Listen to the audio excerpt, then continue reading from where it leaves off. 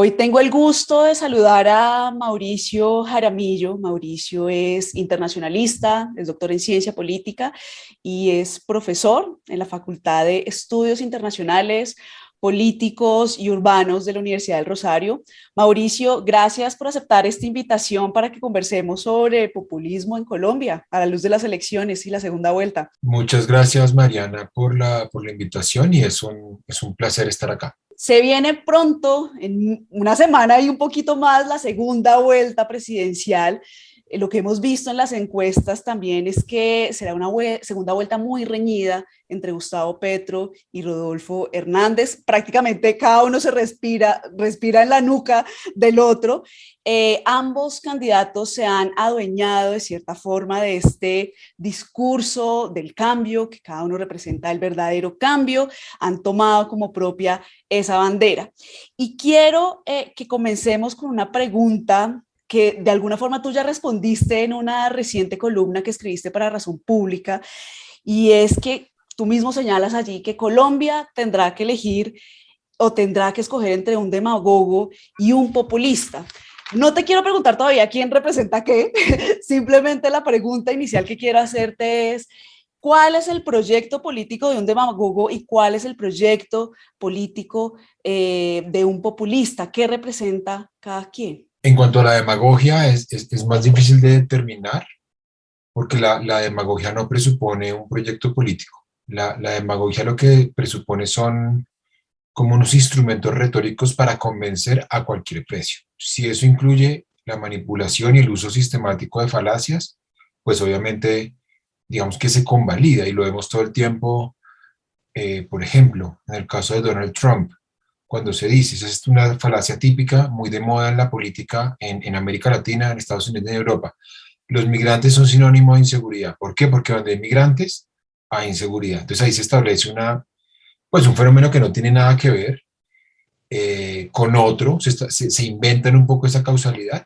Entonces la demagogia como tal es esa manipulación, puede tener un proyecto político o no. Yo creo que, por ejemplo, en el caso de Donald Trump hay un proyecto político muy claro, que es esta idea de volver a la supremacía blanca, volver al Estados Unidos de los, entre comillas, verdaderos, que Estados Unidos tenga prestigio en el mundo, pero en realidad en la esencia de la demagogia no hay un proyecto político más allá de convencer, porque además estamos en la política de lo mediático, donde ese convencimiento es lo que te permite a ti sobrevivir y trascender.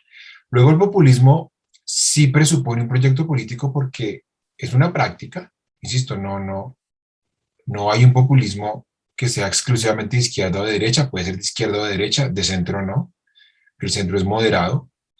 Y ese populismo lo que propone es definir a un pueblo de manera arbitraria, por razones étnicas, por razones de clase. En América Latina sobre todo se define por razones de clase, o sea, los excluidos por razones políticas. El Frente Nacional, por ejemplo, mucha gente por razones ideológicas quedó por fuera, y lo que el populismo le propone a ese segmento que se considera agraviado, que se considera afectado, herido históricamente, es yo lo voy a emancipar, lo voy a liberar, lo voy a de alguna manera compensar. Entonces ahí sí hay un proyecto político y se conforma alrededor de ese pueblo un movimiento de masas que acompaña a la lideresa, al líder, al partido, a la plataforma política. Hoy vemos muchos más como movimientos partidos, que son partidos políticos como más horizontales. Entonces esas son como las dos diferencias fundamentales entre demagogia y populismo. El fin de semana, El País de España, este diario sacó una entrevista que le hizo al historiador inglés Malcolm Dees, pues un conocedor de la historia Sí. colombiana, lleva décadas viviendo en el país, y él señalaba que ambos candidatos, tanto Petro como Hernández, son populistas. ¿Sí? La diferencia entre estos dos populistas es que cada uno apela a un pueblo o tiene una idea de pueblo diferente. Y también señalaba otra cosa muy interesante, que mencionaba que el fracaso del uribismo también se debe a que la figura de Uribe ya no representa el futuro, ¿sí? Ya no promete un futuro. Y aquí la pregunta que te quiero hacer es la siguiente: si Petro y Hernández, abanderando esta idea del cambio, ¿qué tipo de futuro están prometiendo, qué tipo de futuro prometen y también pues a qué pueblo están apelando. Es una pregunta difícil de contestar. Empiezo diciendo que obviamente entiendo la lectura que hace Malcolm Diez, que además es una autoridad para entender la política colombiana, no la niego, pero yo creo que hoy hay otras voces para entender lo que pasa en América Latina, voces me parece a mí desde el sur o incluso desde el norte que entienden mejor el sur. Pensaría, por ejemplo, en Carlos de la Torre, pensaría en Chantal Mouffe, pensaría en Boaventura Sousa de Santos. Me parece que están un poco más conectados con lo que está pasando en materia de movimentismo. Entonces, entiendo la postura y reconozco obviamente en Diez una autoridad, pero creo que hay voces alternativas que explican mejor lo que está pasando, porque lo otro me parece una generalidad y aunque la entiendo, no la comparto. Con Hernández es muy difícil saber, Mariana, el proyecto de futuro, porque él ha construido una historia alrededor de lo que no debe ser y ha construido, digamos, una historia de un poco de la antipolítica en la que queda más en claro aquello a lo que se opone que aquello a lo que propone. Entonces sabemos que su gran eslogan es la lucha contra la corrupción. Sabemos que es independiente, que está en contra de los políticos, de las malas costumbres, pero más allá de eso no sabemos muy bien, por ejemplo, cuál es su visión, por ejemplo, respecto a la paz, que dice mucho del futuro, cuál es su visión respecto a la política fiscal, cómo deben ser los impuestos para salir de la pospandemia. No sabemos mucho de política exterior y política exterior hoy dice mucho de una candidata o de un candidato, lo que un candidato diga respecto a, bueno, ¿y cómo va a ser la relación con Estados Unidos? Más en términos de iguales o aquí va a haber alineamiento. ¿Qué vamos a hacer con Europa? Lo que está viviendo Europa es trágico por la guerra en Ucrania. ¿Qué va a hacer con la OTAN? Eh, ¿Qué vamos a hacer en materia de seguridad fronteriza? ¿Qué vamos a hacer en materia migratoria? Tenemos hoy 2 millones de migrantes, muchos de los cuales están viviendo en condiciones paupérrimas. Entonces, yo pensaría que ahí es difícil un poco porque esta plataforma anticorrupción no permite ver mucho. E insisto, como que los lugares comunes pongo solamente un ejemplo, la austeridad es igual a combatir la corrupción. Pues nos dejan un poco desconcertados porque eso pues no tiene mucho asidero. O sea, en realidad la corrupción se combate con transparencia, con control, con separación de poderes, con contrapoderes. Entonces ahí yo me imagino, pegado un poco a esa plataforma, un Estado austero, un Estado tecnócrata, un Estado al estilo de lo que propuso Carlos Saúl Menem en Argentina, Carlos Salinas de Gortari, Fujimori en el Perú, Estado desde el punto de vista económico, y es austeridad, austeridad, austeridad. El Estado es sinónimo de burocracia, algo que yo creo que es, insisto, muy peligroso, pero entiendo que hay un neoliberalismo tecnócrata que lo piensa. Entonces me imagino que ese es el proyecto de Hernández. Y en el caso de Petro me parece que es un poco rescatar este ideal de los partidos alternativos o del M19 en el 91, que es una alternativa amplia, una suerte de frente amplio de centro, liberales de izquierda, liberales progresistas, verdes, la izquierda no tradicional, la izquierda tradicional, gente del polo. Entonces veo ahí como un gran acuerdo de muchas izquierdas cada vez más al centro, porque pues Petro no pudo ganar en primera vuelta, y veo pues como una suerte de pacto nacional para tratar de recuperar lo que ellos entienden se perdió de la Constitución del 91. Creo que ese es el gran pacto de Petro, es decir, mira, aquí el Centro Democrático, especialmente los 8 años de Uribe y los 4 primeros de Santos, desmontaron un poco la Constitución y hay que volver a ese espíritu. Por eso él insiste tanto en la paz integral del 91, entonces política fiscal, la paz integral del 91, el ELN, la paz del 90, todo lo lleva él a eso. Entonces me parece que el proyecto es un poco volver al Estado social de derecho, en el que el Estado intervenga mucho más en la economía, el Estado sea mucho más partícipe, porque lo que hemos visto es un desmonte de los circuitos con los que el Estado generalmente corrige las imperfecciones del mercado. Mauricio, se tiende a usar el término populista como un término despectivo, como si fuera un insulto, como el populista este, populista aquel, pero tú mismo has señalado, incluso escribiste un libro sobre eso y entiendo que estás escribiendo otro libro sobre populismo en Colombia. Tú mismo has señalado, y aquí me permito citarte, bajo determinadas circunstancias, el populista favorece la consolidación democrática, pues estimula la participación ciudadana, ¿sí? Quiero que por favor nos expliques un poco más eso y por qué ese populismo que tanto se tiende a despreciar ese término o esa noción, puede favorecer el ejercicio de la democracia. Sí, yo lo que digo, para ponerlo en un plano, digamos, más que permita la discusión es, en América Latina se estableció la democracia, pero nunca se consolidó. O sea, se estableció entre finales de los 70 y comienzos de los 80. O sea, en Colombia y Venezuela antes, pero si uno mira Ecuador, Perú, Bolivia, Argentina, Brasil, Bolivia, Paraguay, Uruguay, etcétera, fue entre los 70 y 80, y en algunos de esos se estancó, y lo vimos en la década de los 90. Entonces, los militares no volvieron a gobernar, Mariana, pero fuimos el continente del mundo con mayores crisis presidenciales. O sea, acá todo el mundo se iba a Color de Melo, se iba a Abdalá Bucaram, casi se va Lino Oviedo, o casi Lino Oviedo más bien hace un golpe de Estado, se fue Serrano Elías, tuvimos la crisis de Fujimori, Jean-Bertrand Aristide. Entonces, como que crisis, crisis, crisis, crisis, crisis. Y eso lo que notaba es que entre el establecimiento de la democracia y su posterior consolidación hay como una suerte de hueco. Y nosotros quedamos ahí en ese hueco en el que ni echábamos para atrás ni retrocedíamos, pero tampoco avanzábamos. Y me parece que lo que pasó fue que el populismo, por eso digo que en determinadas circunstancias, en casos concretos, favoreció la consolidación de la democracia, o sea, como que empujó ese estancamiento y permitió, a través de la participación, estimular esa democratización y esa pluralización y fortalecerla.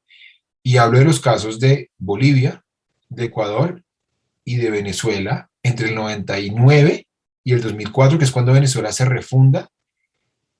Surge este ideal de una democracia participativa y directa, y luego pues la democracia se desvía. Eso sufre como un proceso de degeneración que tiene hoy a Venezuela en una deriva autoritaria.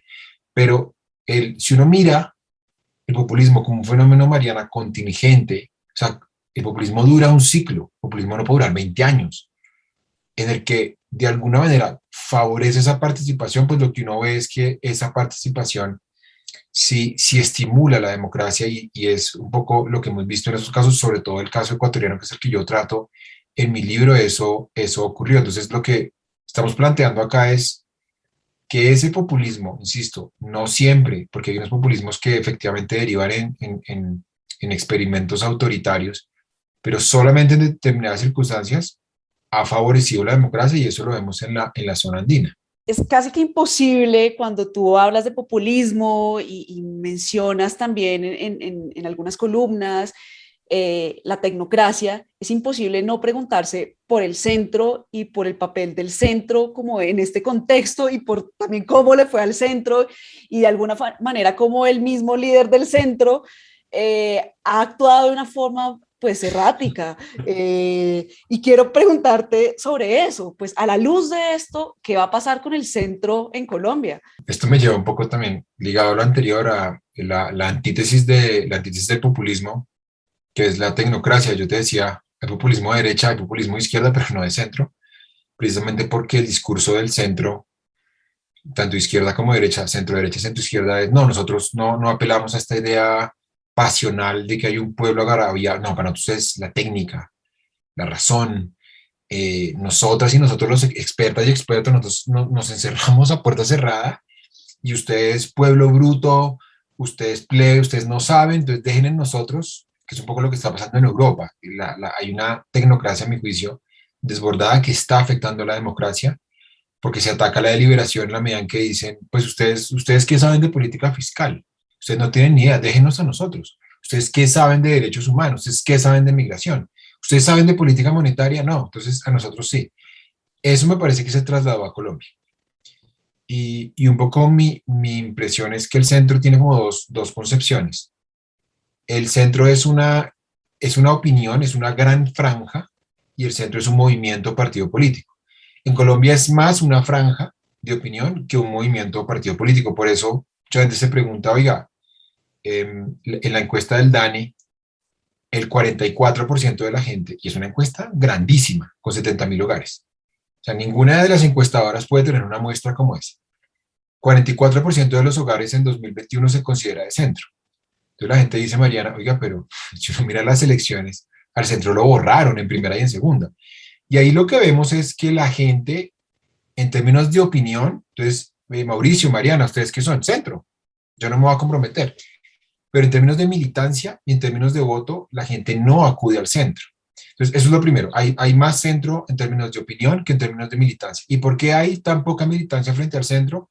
Me parece a mí, uno, por falta de liderazgo, y es que el centro de alguna manera ha sido muy antipático por esa idea de la tecnocracia. Entonces, esto de el presidente profesor que hubiese podido ser una estrategia para acercarse a la gente terminó convirtiéndose en una estrategia antipática, muy de la entraña de la tecnocracia, y yo soy el que más sabe, yo le tiro al otro candidato unas cuentas para que él me las desagregue y luego no lo dejo contestar. Eh, Alejandro Gaviria a veces tiene eso. Si uno mira, por ejemplo, su programa, 60 puntos. Pues hombre, 60 puntos es demasiado. Entonces, el centro me parece que se ha enmarañado un poco en la técnica, se ha enmarañado en esa suerte de discurso antipático, excesivamente científico, pues que me parece que a la gente, a nosotros no nos dice nada, y lo digo yo que, pues no sé, soy profesor de ciencia política y yo digo, incluso para mí no dice mucho, no apela mucho. Y en segundo lugar, pues me parece que el centro nunca se definió ideológicamente, no se definió ni como socialdemócrata, no se definió ni como liberal progresista, no se definió ni como verde, ni como, digamos, demócrata cristiano. Y el centro tiene un montón de posibilidades. Entonces, estuviera en una posición muy cómoda de, bueno, acá cabe todo el mundo. Liberal progresista, bienvenido. Decepcionado de la izquierda, bienvenido. Decepcionado del uribismo, bienvenido. Gente de la U, de Cambio Radical. Entonces, se terminó por desintegrar, y me parece que eso explica un poco esta, a mi juicio, tragedia del centro, en la que además paradójicamente va a terminar siendo determinante de cara a la segunda vuelta, pero creo que eso explica en buena medida lo que pasa como con el centro en Colombia. También se ha comenzado, algunos periodistas, analistas, demás, opinólogos, han comenzado como a establecer muchas similitudes entre Rodolfo Hernández y Donald Trump. ¿Sí? Incluso dicen, no, pues es que Hernández es el Trump colombiano. Uno se pregunta si eso es realmente así o si no habrá otros referentes latinoamericanos más cercanos, no sé, Fujimori, no sé. Quiero preguntar tu opinión sobre esto. ¿Es realmente Rodolfo Hernández el Trump colombiano? A mí me parece que es una comparación válida. O sea, yo pienso que tienen muchos rasgos en común. Yo diría que tienen como uno, la historia que yo hablaba, la historia que vende, entre comillas, vende Rodolfo Hernández, es la misma de Trump, de yo soy un empresario exitoso. Y como soy tan exitoso y tengo tanto dinero, no voy a llegar a robar. Que es exactamente lo que proponía Trump. Tan es así que creo que Hernández ha dicho, yo voy a donar mi sueldo. Y Trump hizo exactamente lo mismo. JP Hernández, este influenciador que llegó con un récord impresionante al Congreso por el Partido Verde, en un video además muy bien hecho de apoyo a Rodolfo Hernández, él dice, este señor es el único que ha llegado con la promesa de donar su sueldo, no tiene necesidad de robarse un peso porque no está ahí por necesidad. Entonces yo sí le creo a él en este discurso de el empresario exitoso. Entonces eso es lo primero, la historia de éxito personal que traslada a la política. Lo segundo que tiene con Trump es esta idea de la austeridad, y es, de nuevo, trasladar la lógica de la empresa privada al Estado, que es lo mismo que decía Trump. Pues yo llevo toda la vida administrando, ustedes no. Ustedes políticos no tienen ni idea de administración, ustedes no tienen ni idea de racionalidad en el gasto. Entonces, el traslado de la lógica empresarial a la lógica estatal de lo público es también típico de Trump, y también lo asemeja, de hecho, a Fujimori, a Menem y a Carlos Salinas de Gortari. Y en tercer lugar, pues este discurso de todo el establecimiento es igual, todo el establecimiento es malo, todos los políticos roban. Trump decía lo mismo. Demócratas republicanos es lo mismo, son iguales, han fracasado. Bush papá bombardeó Irak en los 90 y yo me opuse. Luego Bush hijo invadió Irak, yo me opuse. Obama mantuvo eso, y entonces él mete a todos en la misma.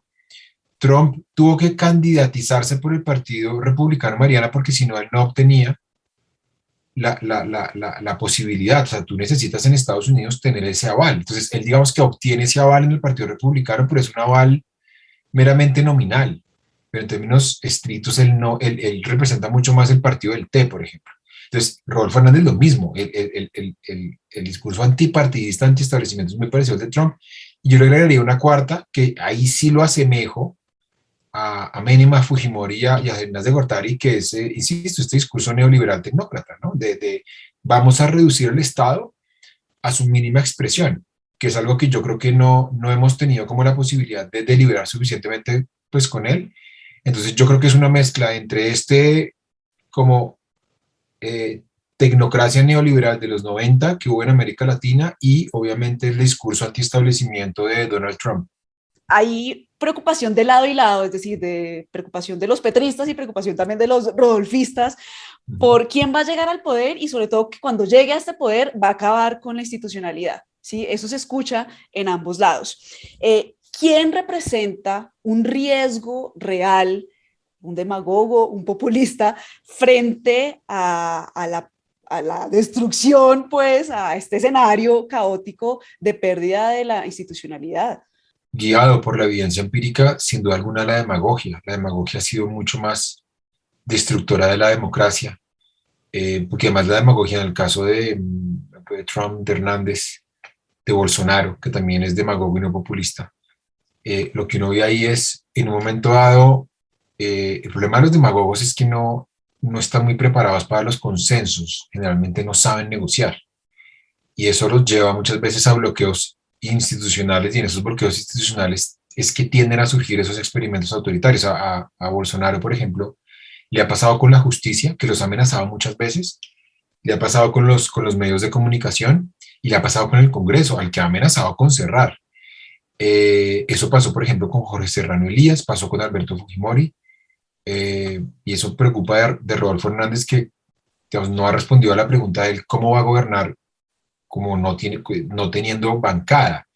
Eh, Ahí digamos que una de las fórmulas era que se hubiese acercado a Sergio Fajardo, pero ya sabemos que no va a ocurrir.